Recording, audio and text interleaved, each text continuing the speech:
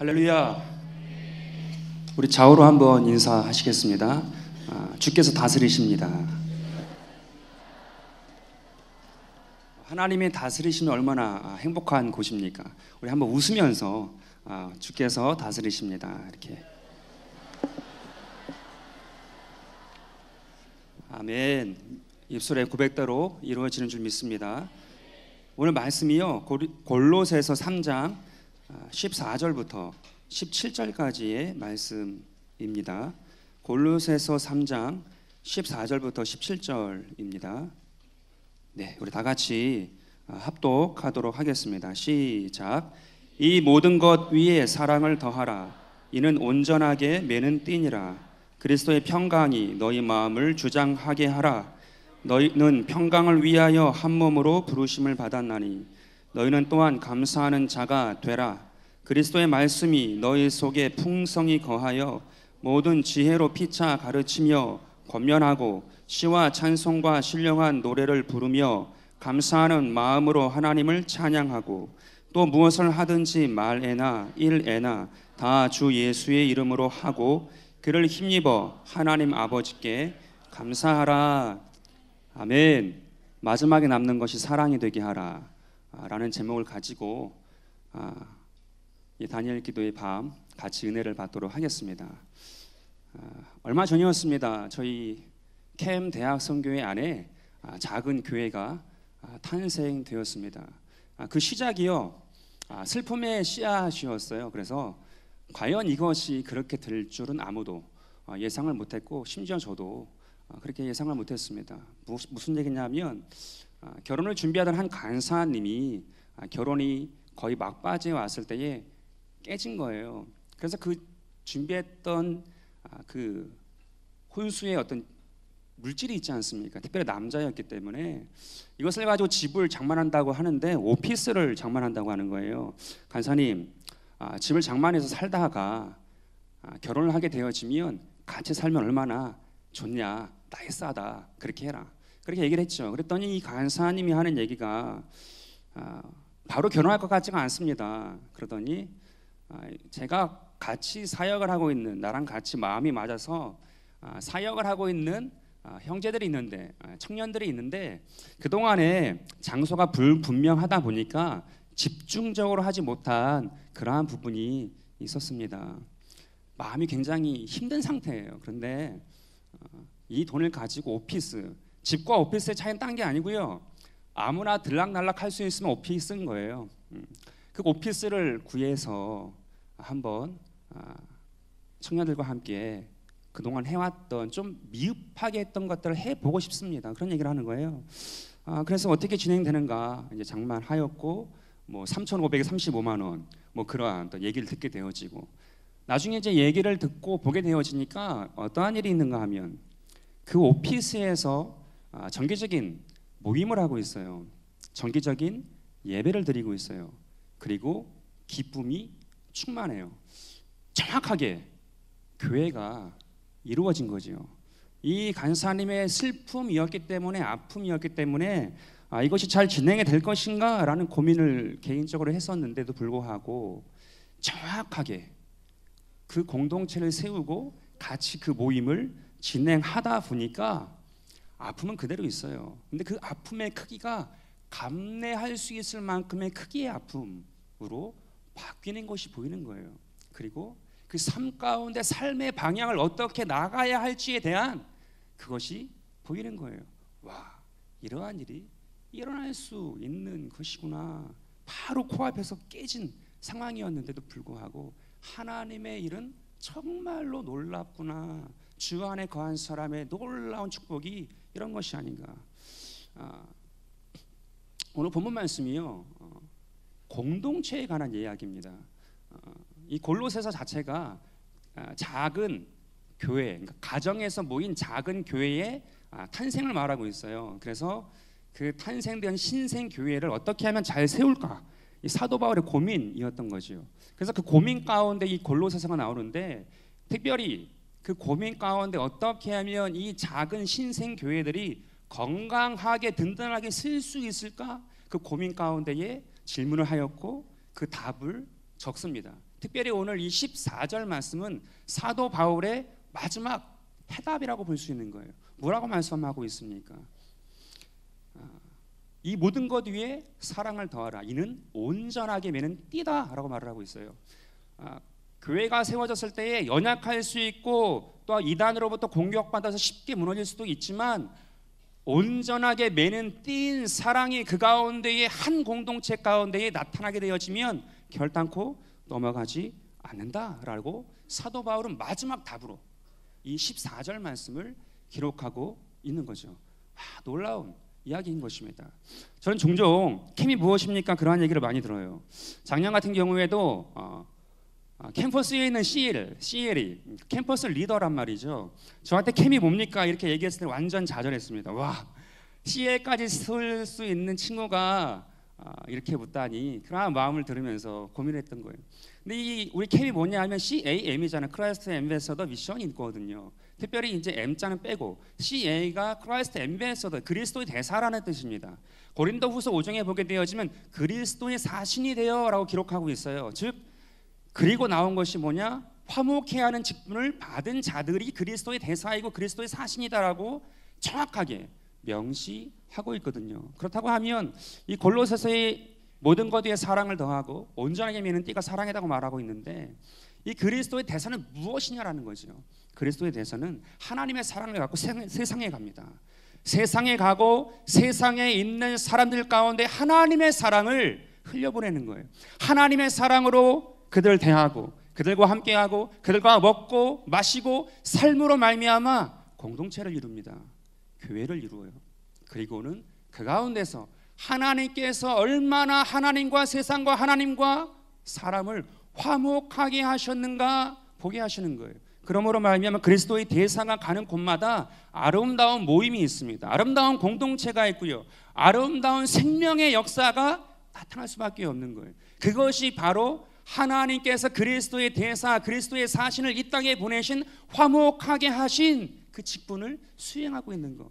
좀 전에 말했던 우리 간사님이요, 슬픔의 씨앗이었어요. 어떻게 인간의 힘으로 감당하지 못할 그러한 씨앗이었는데 거기서 그리스도의 대사의 능력과 사명과 생명과 역사가 엄청나게 나타난 거죠. 여러분들 여기에 우리 대학 청년국의 지체들 다 같이 앉아 있는데요. 여러분들의 삶의 터전이 꼭 교회라는 곳만 국한되지는 않지요. 캠퍼스일 수 있고요. 저희 캠 같은 경우, 또 푸니마 같은 경우에 직장일 수 있고요. 가정일 수 있습니다. 불신의 가정일 수 있고요. 불신의 친구 가운데에 쌓여 있을 수 있어요. 충분히 그렇죠. 그런데도 불구하고 우리의 인자가, DNA가 그리스도의 대사인 것이 분명해진 사람은 반드시 생명을 표출하죠. 생명을 흘려보냅니다. 아름다운 모임을, 아름다운 공동체를 함께 주님을 찬양할 수 있는 그러한 직장 가운데 신우회로, 캠퍼스 가운데 기도 모임으로, 여러분들의 가정 가운데 가정 예배로 나아갈 수 있는 놀라운 역사가 그 가운데에 숨어 있다라는 거예요. 여러분들, 우리 간사님이 오피스를 오픈한 다음에 여러분 이 오피스만, 그러니까 집만 얻는다고 해서 다 되는 게 아니잖아요. 그 가운데 들어가야 될 얼마나 많은 가전에 필요한 것들이 있으면 가전제품도 필요하고 살아야 될 도구들이 얼마나 많이 필요하겠습니까? 그것을 오픈했을 때에 우리 캠 공동체에서 흘려보내가지고 식탁도 주고 냉장고도 그리고 커피포드도 그런 것들이 채워지다 보니까 아름다운 교회가 탄생이 된 거예요. 얼마나 아름다운지 하나님께서 캠 공동체라는 그 바운더리 안에 하나님의 생명, 가장 강력한 교회들이 막 일어날 수 있도록 하나님께서 이 슬픔의 아픔과 그것을 통하여서 오픈하셨구나. 그것이 얼마나 감사한지 몰라요. 사도 바울은 그것을 본 것입니다. 사도 바울 가운데 그 사랑의 마음이 분명한 한 사람을 통하여서 이 땅 가운데 역사하실 하나님의 나라, 그 연약한 신생 교회들의 그 사랑으로, 그 띠로 묶임으로 말미암아 새롭게 시작되어질 하나님의 역사, 사도 바울은 본 거예요. 그러므로 말미암아 놀라운 이 초대교회의 역사가 오늘까지 우리 가운데 이어지고 있다는 거죠. 여러분들이 가는 곳마다 아름다운 모임이, 아름다운 공동체가 회복되어진 셀 모임, 구역 모임, 그러한 것들로 살아나게 되실 간절히 바라겠습니다. 왜냐? 여러분들이 그리스도의 대사예요. 여러분들이 그 마음을 가지고 그 말씀을 가지고 우리 가운데 누구에게나 만민 가운데 주어진 그 말씀을 가지고 나아가는 그 사람 가운데 그러한 역사가, 그 말씀대로의 역사가 일어나게 될 줄로 믿습니다. 그렇다고 하면 오늘 본문 말씀을 통하여서 사랑의 공동체죠. 아름다운 공동체가 일어난 다음에 나타나는 모습은 무엇일까? 두 가지로 보도록 하겠습니다. 첫 번째는요, 그리스도의 평강이 이루어진다라는 거예요. 이것은 다른 말로 하면 사랑과 사랑이 서로 받아들이기 시작했다라고 볼 수 있습니다. 15절 말씀인데 함께 합독하도록 하겠습니다. 시작. 그리스도의 평강이 너희 마음을 주장하게 하라. 너희는 평강을 위하여 한 몸으로 부르심을 받았나니 너희는 또한 감사하는 자가 되라. 여러분, 이게 무슨 말입니까? 사랑과 사랑이 서로 받아들여질 때 한 몸이 되는 거예요. 그리고 한 몸 되어진 곳 가운데에 평강이 있는 거죠. 사랑의 공동체 가운데 평강이 이루어질 수밖에 없다. 창세기에 나와 있는 에덴 동산처럼 이 정확하게 한 몸에 대해서 말하는 게 없는 것 같아요. 하와는 아담으로부터 분리되어 나온 인간입니다. 갈빗대가 나왔잖아요. 근데 그 분리되어 나온 그 갈빗대를 주께서 어떠한 방법인지 모르겠지만 여자 하와로 만드셨어요. 근데 그 여인을 하나님께서 아담에게 데리고 왔을 때에 아담이 했던 첫 고백이 무엇이죠? 다 알고 있는 거예요. 이는 내 뼈 중에 뼈요 살 중에 살이다 라고 고백을 하죠. 이것이 무엇입니까? 한 몸 된 것이고요, 사랑을 사랑으로 받아들이겠다라는 고백인 거예요. 떨어져 있을 때는 절대로 한 몸 될 수 없고 평강이 이루어질 수 없기 때문에 그 마음 가운데 이 에덴 동산의 샬롬이 무엇입니까? 평강이죠. 하나됨이에요. 보자마자 내 뼈 중에 뼈고 살 중에 살이다 라고 완전히 받아들인 거죠, 아담은. 근데 이 아담도요, 자기가 창조한 게 아니에요. 그 생각을 하나님께 배운 것입니다. 하나님께서 흙으로 빚으셨어요. 그리고 그의 생기를 코에 후 하고 불어넣으셨습니다. 주님이 내 안에 거한 거예요. 그때에 오늘날 우리는 그렇겠죠. 오늘날 우리로 말하면 좋을 것 같아요. 그 생기가 있는 우리가 그 사랑을, 하나님의 사랑을 받아들이게 되어지면 나 또한 주님 안에 거하는 한 몸 되어지는 역사. 이 아담 가운데에도 하나님의 생기가 들어왔고 하나님께서 빚으신 것이 그 삶 가운데 정확하게 경험되어진 이 에덴 동산에서 배운 거죠. 하와를 보자마자 내 뼈 중에 뼈고 살 중에 살이기 때문에 사랑으로 받아들였어요. 그래서 그리스도의 완전한 평강이 에덴 동산에 이루어지는 그러한 모습이다라는 거죠. 저는 인천 계양구 동양동이라는 곳에 삽니다. 이 동네가 좀 특이한 곳이에요. 저는 아주 평범한 사람으로 살고 있습니다. 왜냐하면 두 명의 자녀가 있고요, 저의 아내가 있습니다. 그러니까 가족이 이제 4명이죠. 근데 이 동양동이라는 지역이 얼마나 재밌는지 제 나이 또래의 분들이 80% 이상이에요. 그래서 다른 데는 초등학교, 영등포에 물어보니까 초등학교가 25명이 안 된대요. 계속 빠진대요. 근데 저희 동네는 초등학교 증축을 해요. 이번 학기에 5 학급이 생긴다고 하더라고요. 그러니까 굉장히 제 나이 또래에 싸잖아요. 인천이 싸서 많이 오는 거고 가까워서 많이 와요. 서울이 가까워. 바로 이 다리만 건너가면 서울이거든요. 그러다 보니까 많이 이제 오거든요. 근데 하고 싶은 말이 뭐냐면 아주 평범한 가장이라는 거예요. 근데 평범한 가장인데 평범치 않은 일을 겪은 적이 있거든요.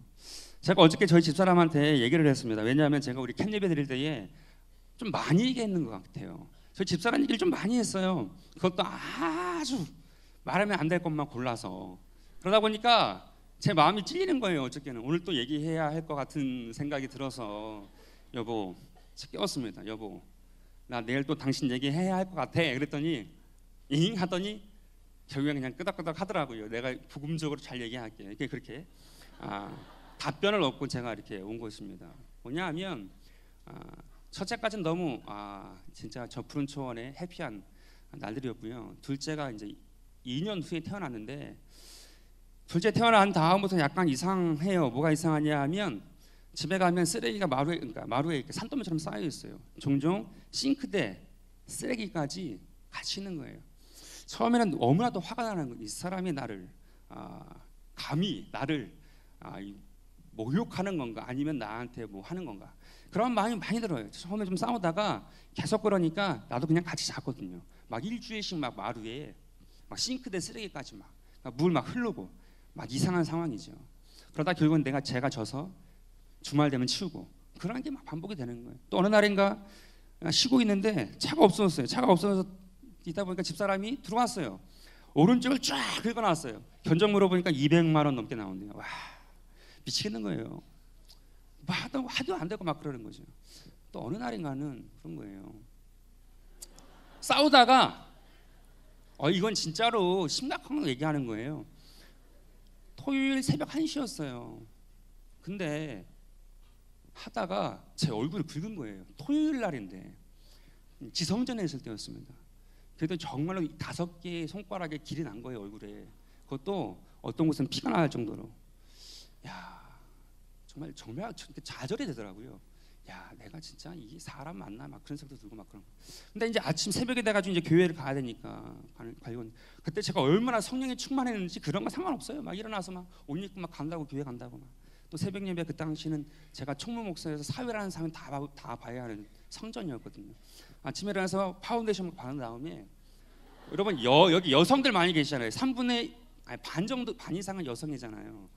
컨실이라는 이야기를 계속 처음 들었어요. 집사람이 누워서 제 컨실 있어 얼굴 바르고 가 그러는 거예요. 자기는 누워 있으면서. 그래서 자기가 사전을 찾아보니까 완벽하게 숨기는 게 컨실이더라고요. 그래서 다 이렇게 칠하고 갔던 적이. 그러니까 뭐 두께가 이 정도고 그걸 교회 가져가 가지고 땀 나면 씻기잖아요. 시간마다 거칠했던 그런 기억이 있거든요. 야, 이거 진짜 내가 이거 맞나 그런 생각이 들었어요. 그러다가 한 첫째가 5살 때 결정적인 사건이 일어났습니다. 뭐냐면 집에 갔는데 그 당시에 제가 집에 가면 하는 게 뭐냐, 집에 불이 다 꺼 있어요. 그리고 집사람은 우두커니 방 안에 앉아 있어요. 애들은 그냥 자던지 뭐 이렇게 하던지 두 명이니까 5살, 3살이죠. 2살 차이니까. 들어가서 그 당시 제가 했던 게 문 열고 들어가면 밥솥을 열어보는 거였어요. 밥솥을 열어서 이렇게 누룽지처럼 딱딱하게 굳어 있으면 애들 밥 한 끼도 안 먹인 거거든요, 하루 종일. 그러니까 밥솥을 열어본 다음에 정확하게 이 밥솥이 밥이 있는가 없는가, 없으면 제가 빨리 쌀을 씻고 밥을 올려서 30분 안에 애들을 먹이고 제가 먹어야 되는 그런 상황이었던 거예요. 근데 밥솥을 딱 열었는데 어느 날 밥이 가득 있는 거예요. 야, 이런 날이 있구나. 역시 기도하는 주의 종의 기도를 들으신 하나님. 오늘은 바로 들으신 날이구나. 그래서 너무 좋은 거였어요. 뭐 집사람 그렇게 있지만 가서 밥 했냐고 막 얘기도 하는데 아무 말 안 하고 뭐 하여튼 저한테 혼자 독백하다 나온 거죠. 근데 이제 애들이 이제 아빠 온 걸 알고 나왔어요. 첫째 아이가. 그러면서 확 저한테 이제 안기는 거죠. 이제 불 켜고. 그러더니 이 아이가 하는 말이 아빠 내가 밥 했어 그러는 거예요. 그러더니 아빠도 먹어 이러는 거예요. 아빠도 먹어. 이게 그때 딱 그 얘기를 듣는 순간에 정확하게 깨달은 게 뭐냐면 이전까지는 내 사랑이 아직 부족하지, 사랑이 사랑으로 받아들여지지 않을 수 있지, 그 생각이 들었는데 딱 그 사건을 겪는 순간에 정확하게 사랑과 사랑이 충돌해 버리더라고요. 제가 아내를 붙잡고 있는 그런 마음이 있었기 때문에 그래도 그러한 상황이 있었음에도 불구하고 데리고 있었던 거예요. 그런데 이 아이들에 대한 부분이 정확하게 걸린 거예요. 오늘 그냥 놔두면 얘네들 잘못되겠구나, 그 마음이 정확하게 온 거예요. 이 사랑과 사랑이 충돌해 버리니까 정말 이거 어떻게 해야 하는 방법이 없더라고요. 그러다가 제가 그래도 필요한, 그나마 조금이라도 필요한 게 뭘까라는 생각을 가지고 내가 애들을 데리고 있어야지. 그럼 이 집사람은 어떻게 할까? 처갓집에 연락해서 얘기하게 되었지만 싸움만 될 것 같아가지고 처갓집에 저희 집에서 한 번도 안 쉬고 가면 5시간 가거든요. 6시에 태워가지고 가가지고 그냥 내려놓고, 처갓집 안 들어갔어. 그냥 내려놓고 도망친 거죠. 그러니까 새벽 5시에 도착을 하더라고요. 이제 그렇게 일이 된 다음에 이제 이거는 어떻게 해야 할까? 제 마음에서 이제 정리가 된 거예요. 이렇게 되다가 시간 지나가면 그냥 자연스럽게 잊어지겠지. 그리고 이 사람과의 맺었던 관계에 최선을 다했으니까 내가 그래도 최선 다한 거잖아. 그냥 잘 매듭져지겠지. 그런 마음으로 돌아왔어요. 이렇게 6개월이 지나고 7개월, 8개월 막 넘어가는데 이제 뭐 제가 애들 뭐 부모님이 이제 오셔서 애들을 이제 유치원도 보내고 이렇게 하게 되는 상황이었는데 집에 돌아오면 무조건 저는 이제 애들하고 이제 나갔다 올 수밖에 나갔다 와야죠. 마트라도 같이 꼭 하루에 한 번은 갔다 왔어요. 근데 어느 날인가 아이들이 이제 엄마 얘기 꺼낼 수밖에 없잖아요. 근데 애들한테 뭐 제가 먼저 꺼내면 엄마 밉다라고 그러거든요. 싫다라고 그렇게 얘기를 했었어요. 근데 얘네들한테 이 미움이 남는 것은 제가 차마 허락할 수가 없더라고요. 그래서 엄마가 아팠기 때문에 그런 거야. 엄마가 힘들어서 그랬던 거야. 그런 얘기를 했었어요. 그러다 보니까 이 아이들이 전화를 할 줄 알잖아요. 전화를 해요. 그러더니 이렇게 왔다 갔다 하더라고요. 그러더니 엄마가 좋아진다. 엄마가 건강해진다. 계속 그러는 거예요. 그러더니 가보고 싶다. 보고 싶다. 그런 얘기를 하는 거예요. 그리고는 1년 반 지난 다음에 희한하게 이 사람이 났어요. 근데 제가 여기서 정말로 하나님께 감사했던 게 뭐냐 하면 제가 가진 사랑은 끝났거든요. 그리고 집사람은 이미 그 사랑이 뭔지도 모르는 그런 상태였어요. 그러니까 아무런 것이 안 되는 상황이었는데 희한하게 하나님의 사랑이 얼마나 강력한 것을 깨달은 게 아이들 마음 가운데에 자그마지만 그 사랑이 있는 것이 생명이었더라고요.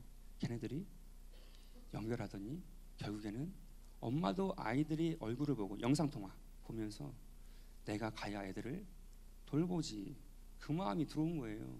정확하게 1년 반 만에 집에 돌아와서 사는데 지금은 7식구가 살아요. 저희 부모님에다가 저희 누나도 좀 아프거든요.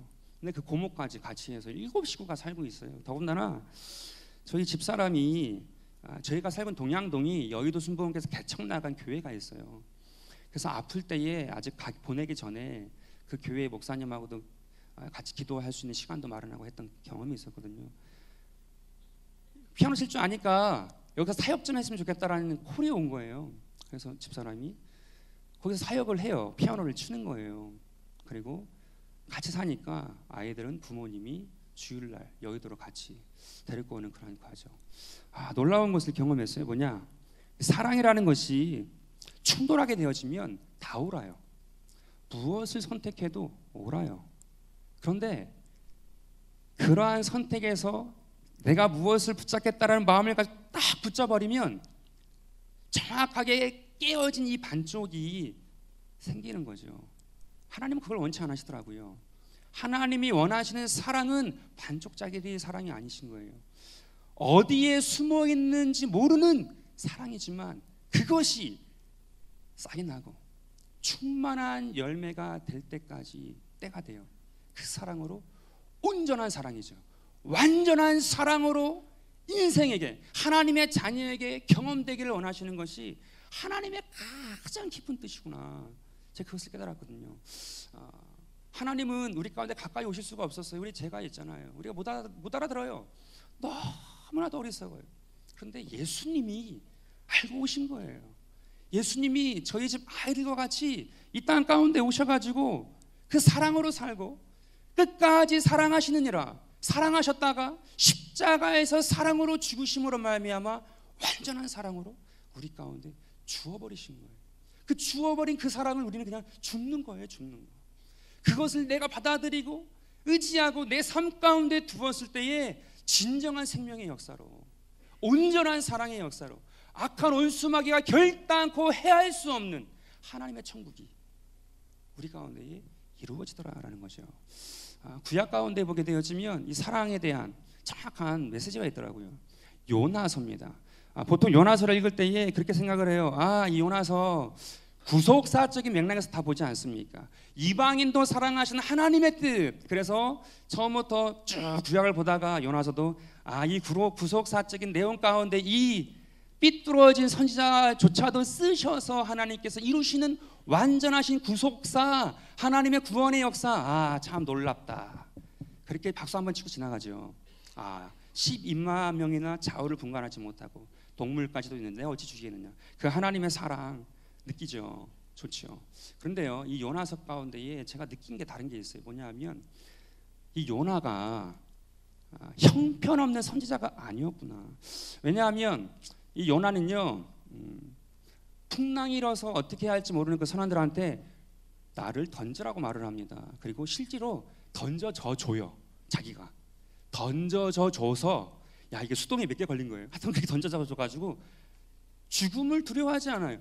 이게 이 요나의 마음 가운데 어저께 이러한 단어를 부목사님 쓰셨는데, 순교자적인 영성이 정말로 이 요나가 있는 사람이었어요. 그냥 우스갯소리의 순교자적인 영성이 아니고 진지한 거였어요. 그리고 이 4장에 보게 되어지면 사느니 죽는 게 낫습니다라고 2번이나 반복해서 고백을 합니다. 이 사람이 좀 들떨어진 사람이니까 그냥 쉽게 말하는 삶과 죽음이겠지라고 받아들일 수 있는데, 이 사람은요, 이 요나가요, 그런 사람 같지가 않아요. 반면에 그러한 마음 생각으로 볼 수도 있지만, 반면에 어떠한 생각으로 볼 수 있냐면 진짜로 자기 삶 가운데에 삶과 죽음에 대한 생각이죠. 철학이 정립된 사람일 수 있는 거예요. 그래서 그러한 어떤 일들 앞에 삶과 죽음을 어쩌면 말할 수 있는, 그냥 걸고 말할 수, 사도 바울도 그러지 않습니까? 내가 사나 죽나 주의 것이다. 삶과 죽음을 용기 있게 말해버리거든요.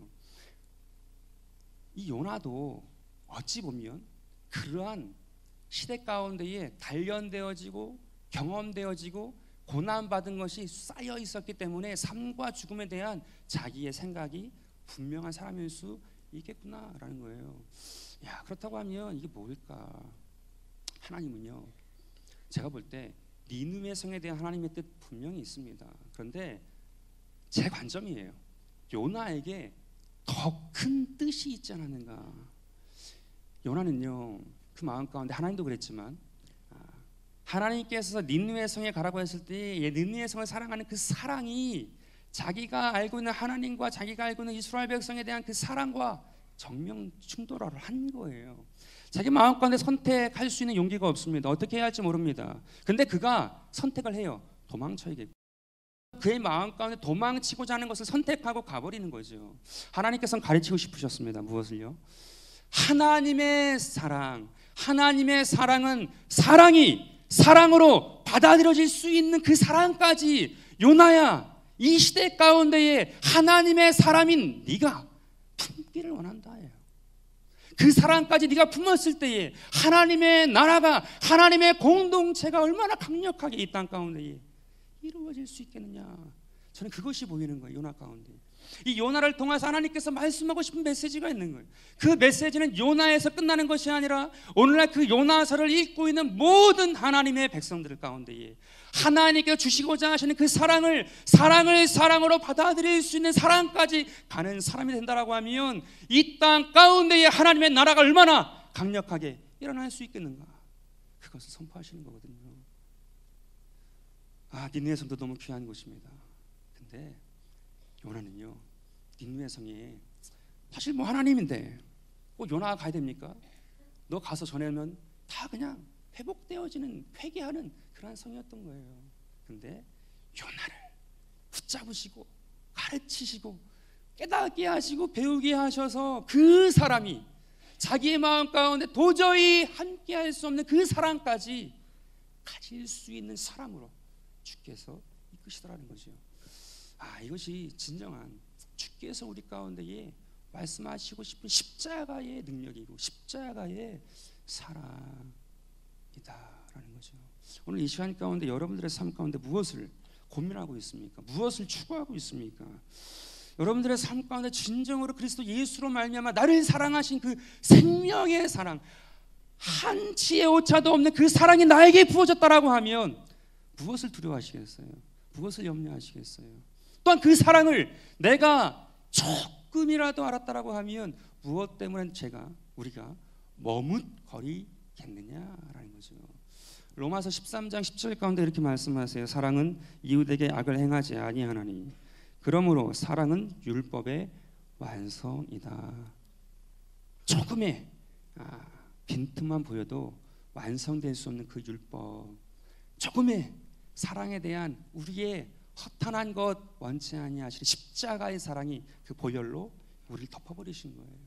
그러므로 말미암아 그 사랑 가운데 완전한 사랑으로, 완전한 생명으로, 정말로 그리스도 예수의 생명으로 사는 너의 모습을 보고 싶다.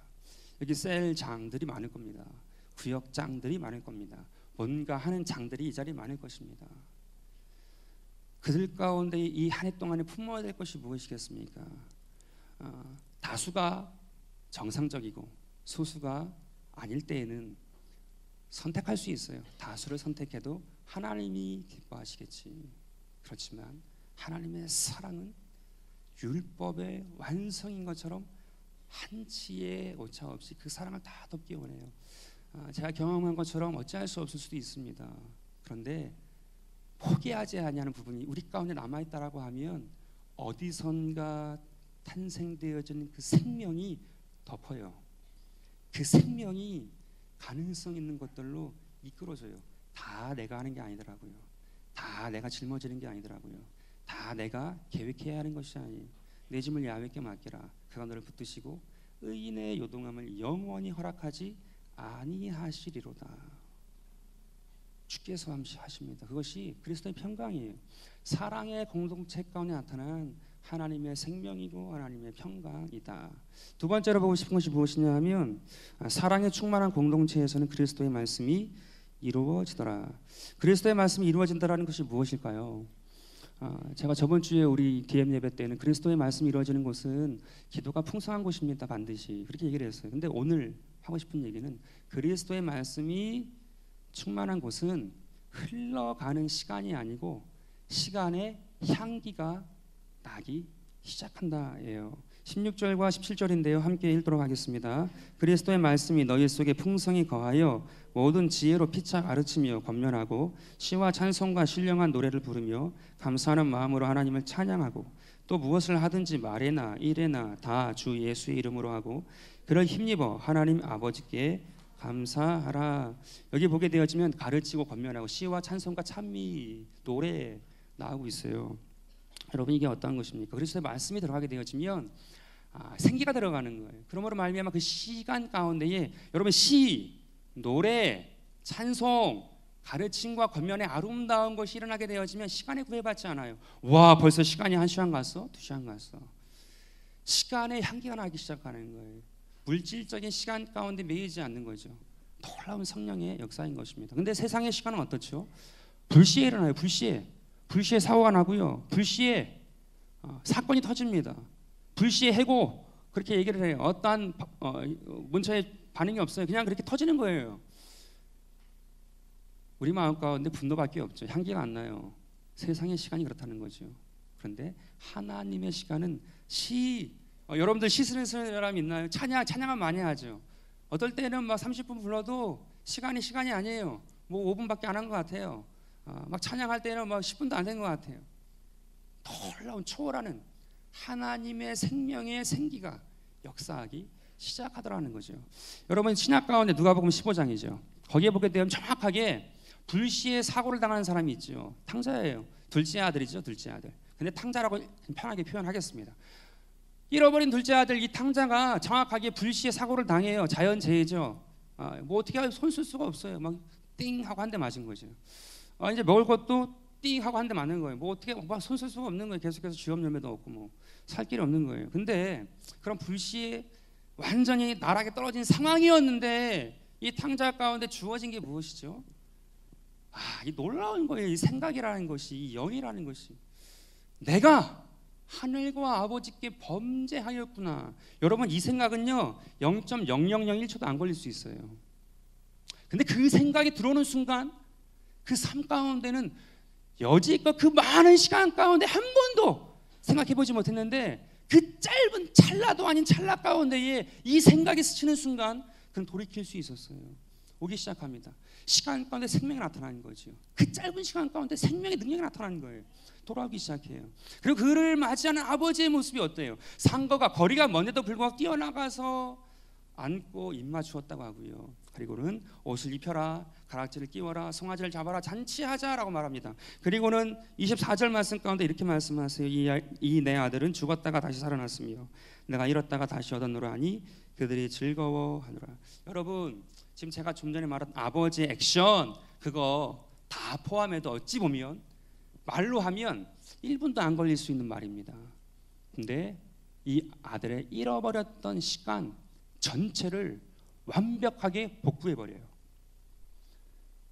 여지껏 잘 살았다고 생각했던 큰아들, 그 삶이 어땠는지 모르겠지만 정확하게 몇 분도 안 되는 이 아버지의 사랑을 경험한 탕자, 잃어버린 둘째 아들은 그 짧은 시간 동안에 모든 것을 회복하고도 남음이 있는 놀라운 생기, 놀라운 향기, 놀라운 하늘의 축복을 경험하는 거예요.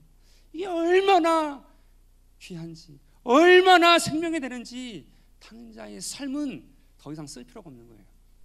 더 이상 하나님 손에 완벽하게 붙잡혔기 때문에 그렇게 가는 겁니다. 그렇게 살아내는 거예요. 아니죠. 살아내는 것이 아니죠.